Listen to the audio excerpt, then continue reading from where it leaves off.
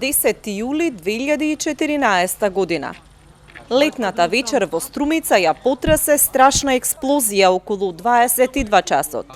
А веднаш потоа и силен пламен се изви од периферијата на градот, во индустриската зона Север.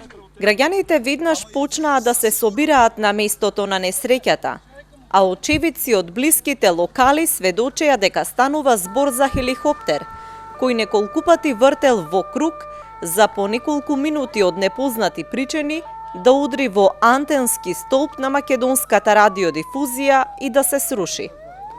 Падот на хеликоптерот е снимен и со мобилен телефон од очевидец, а видеоснимката е земена од обвинителството како доказен материјал. Половина деценија од тој ден се уште нема разврска за несреќата во која загинаа 4 искусни пилоти на МВР. Од јавното обвинителство од Скопје потврдија дека има обвинение за овој случај, а судењето ќе почне во септември. Струмичкото обвинителство пак информира дека обвинението е покренато против едно правно лице, директор и едно одговорно лице. Во несреќата во која се сруши хеликоптерот Ми-17 со регистарски ознаки МАП 7712, загинаа пилотите Маријан Трајковиќ, Тоде Орешков, Драги Мицев и Илјо Лопатички.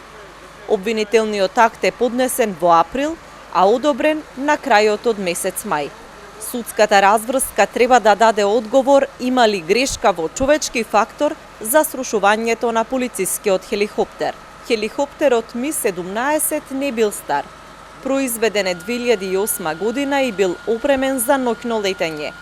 Преку денот, пилотите летале на релација Скопје, Кавадарци, Валандово, Струмица, Берово, Делчево и обратно. За летот користеле ноќна визуализација.